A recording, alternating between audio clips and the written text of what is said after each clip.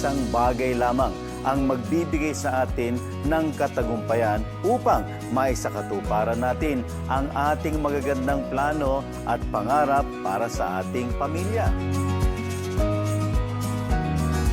Yan ay ang pananampalataya.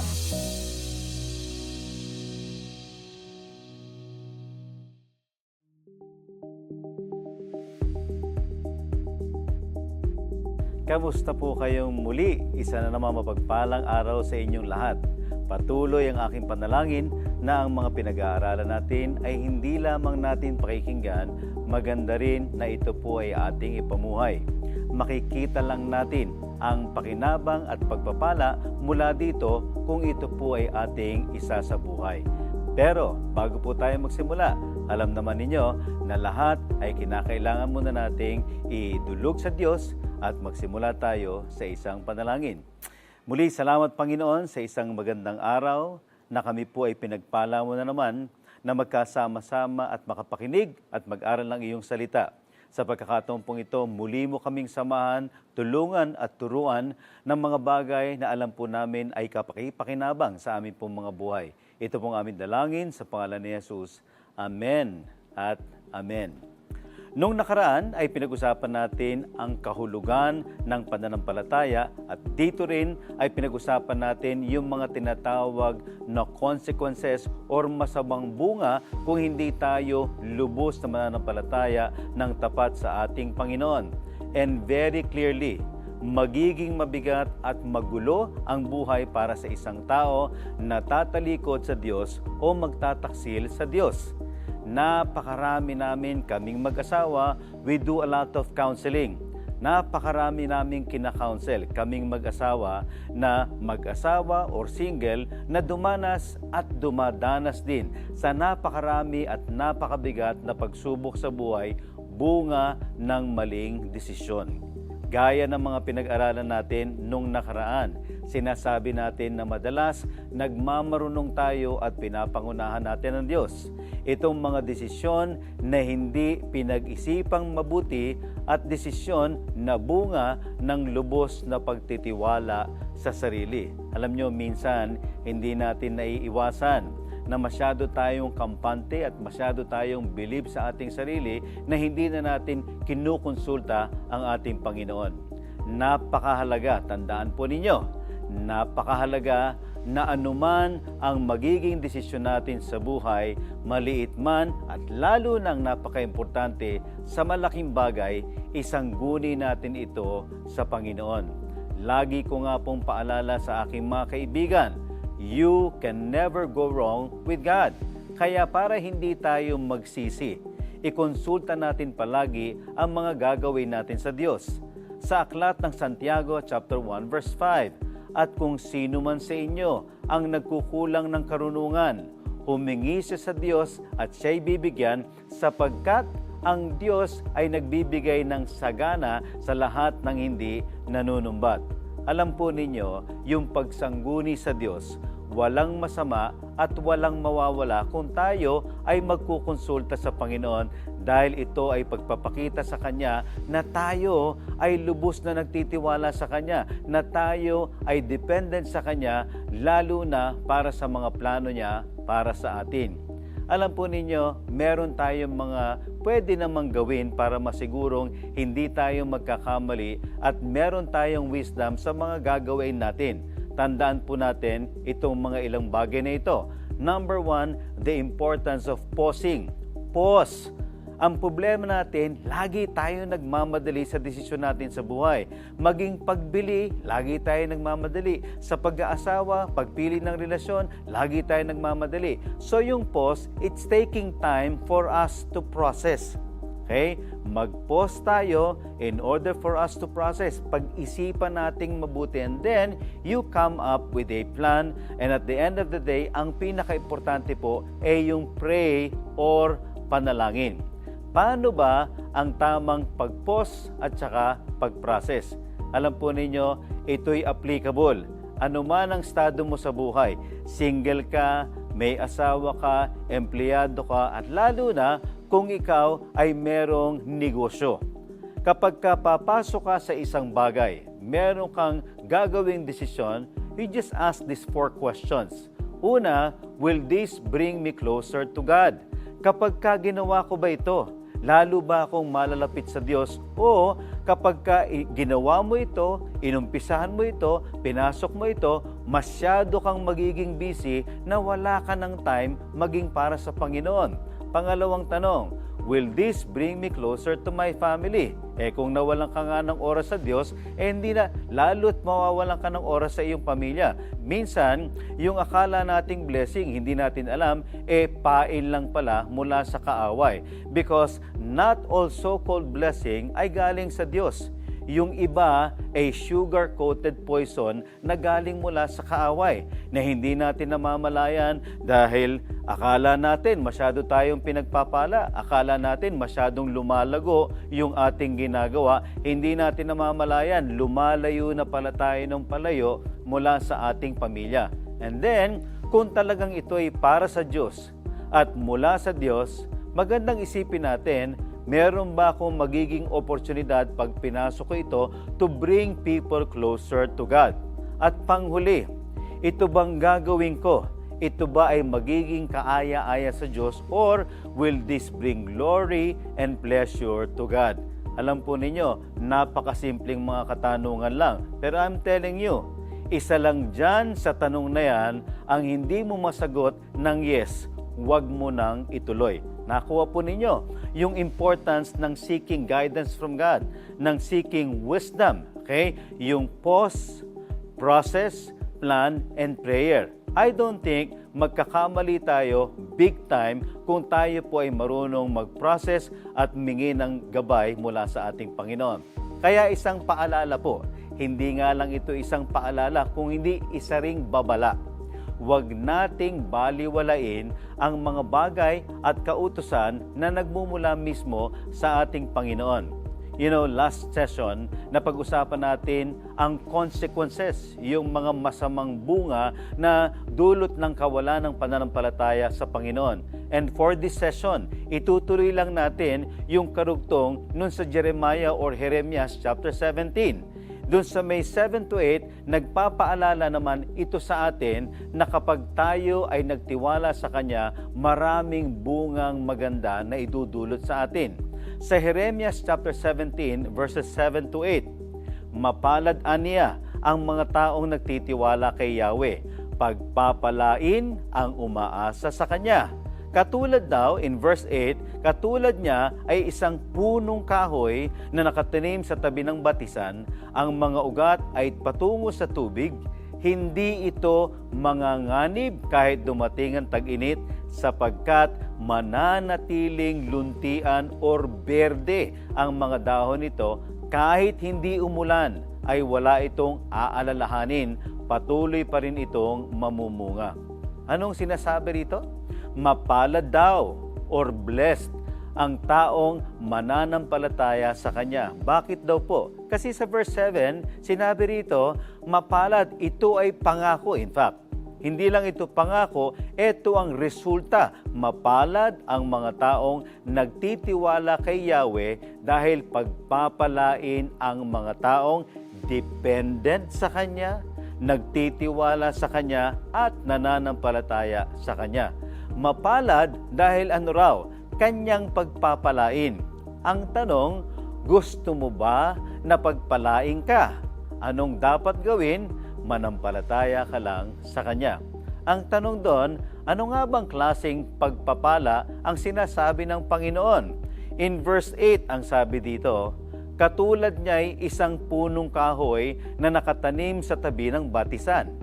Ang mga ugat ay patungo raw sa tubig, hindi ito manganganib kahit dumating ang tag-init sapagkat mananatiling luntian ang mga dahon nito, kahit hindi umulan ay wala itong alalahanin, patuloy pa rin itong mamumunga.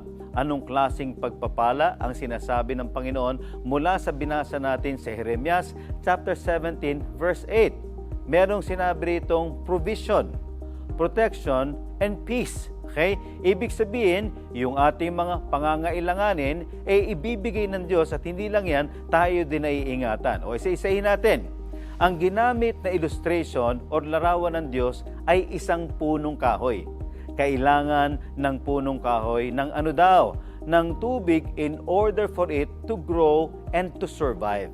Recently, ako po ay plantito. Dahil mahilig ako sa halaman at alam naman ninyo ang problema dito sa ating bansa, lalo na kapag tag-init o summer. Alam ninyo, problema yan ng maraming mahilig sa halaman dahil karamihan ay namamatay. Kaya ang ginawa ko, bumili ako at nag-set up ng automatic water sprinkling system. Bakit ko kinakailangan gawin yon? Kailangan kong masiguro na regular matutubigan ang aking mga halaman or else mamamatay lang ito sa sobrang init. Pwede rin naman na hindi mamatay kung hindi regular madidiligan pero hindi ito lalaki. Pero ang problema, paano kung wala ako? Kaya nga, ako ay naglagay ng system. Isipin ninyo, kinakailangan ko pang gumastos at mag-set up ng automatic sprinkler system para lang masigurong mabubuhay at lalago ang aking mga halaman. Pero, ang ganda ng sinabi sa Jeremiah or Jeremias chapter 17 verse 8. Ulitin ko po, katulad niya ay isang punong kahoy na nakatanim sa tabi raw ng ng batisan. Ibig sabihin, nag-uumapaw ang tubig at hindi lamang yan, yung puno, ang ugat niya ay patungo mismo sa tubig. Ibig sabihin, hindi ito all about self-sufficiency dahil ang Diyos ang maglalagay sa atin kung saan tayo mananagana. Sinasabi ng Panginoon na kung tayo ay magtitiwala sa Kanya, hindi na natin aalalahanin ang ating pangangailangan dahil siya mismo ang source o pinagmumulan ng lahat ng pagpapala. Pero, tandaan po ninyo, hindi sinasabi ng Panginoon na maging tamad tayo. We have to do our part at gagawin din ng Diyos ang kanyang parte. Bakit ko kinakailangan paalala ito? Kasi minsan, ang tendency natin, tayo po ay mapang-abuso. Kapag may tumutulong sa atin, ipinapasa na natin sa taong tumutulong sa atin at responsibilidad at sinasamantala natin ang kabutihan kaya hindi na tayo masyado nag-e-effort lalo na sa ating mga responsibilidad sa buhay.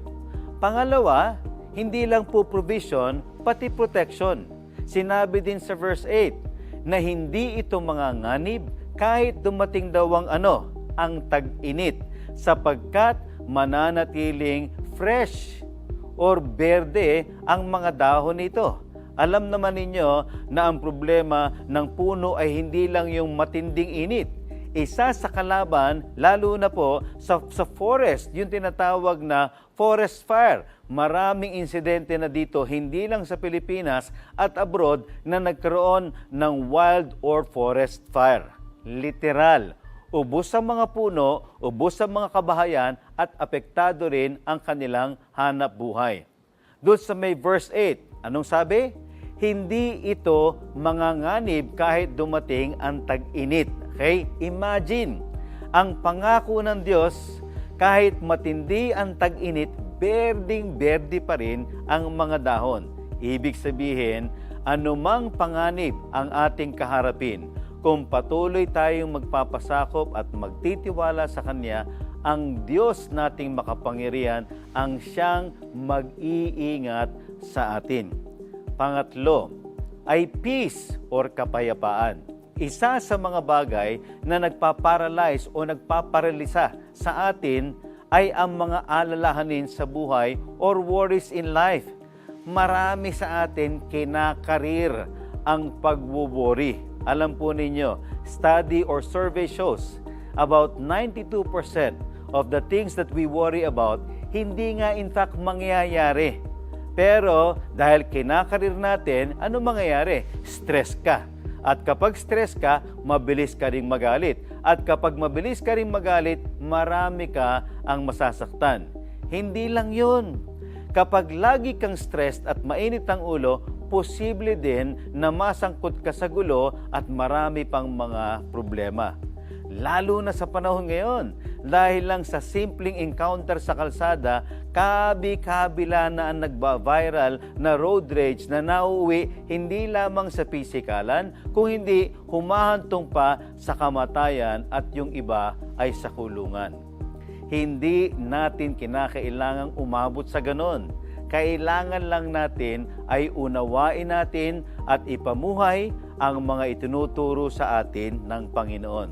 Paulit-ulit niyang ipinapaalala sa atin na manampalataya tayo sa Kanya at isipin natin na meron tayong Diyos na lubos na nagmamahal sa atin, Diyos na mangangalaga sa atin, at Diyos na makapangyarihan na Siyang mag-iingat at magpoprotekta sa atin. Kaya pinaalala din sa verse 8 na kahit hindi umulan, anong sabi? Wala itong alalahanin. Ano daw ang sabi?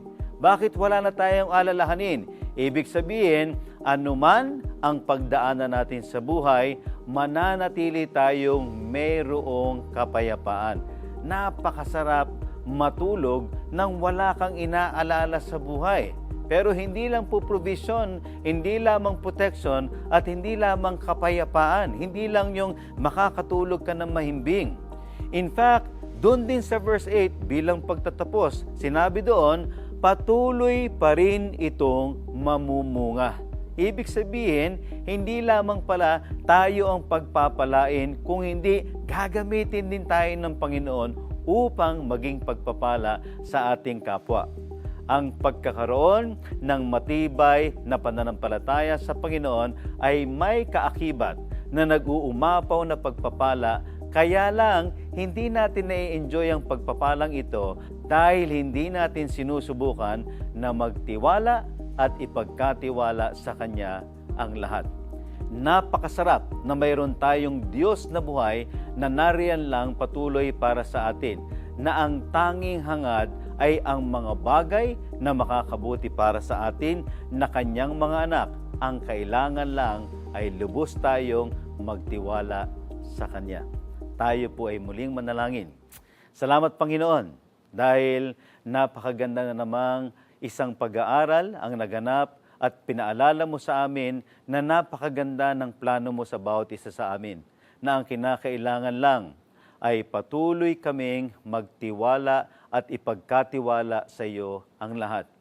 Pero reality is, Panginoon, may mga pagkakataon na mas nangunguna pa ang pag-aalala namin at paggawa ng mga bagay ayon sa aming sariling kaparaanan dahil para bang nababagal lang kami sa iyo minsan.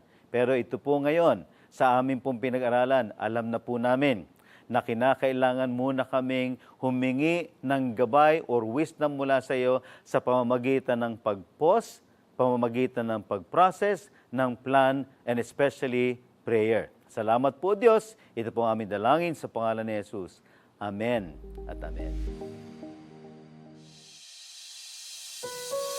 Isang bagay lamang ang magbibigay sa atin ng katagumpayan upang maisakatuparan natin ang ating magagandang plano at pangarap para sa ating pamilya. Yan ay ang pananampalataya.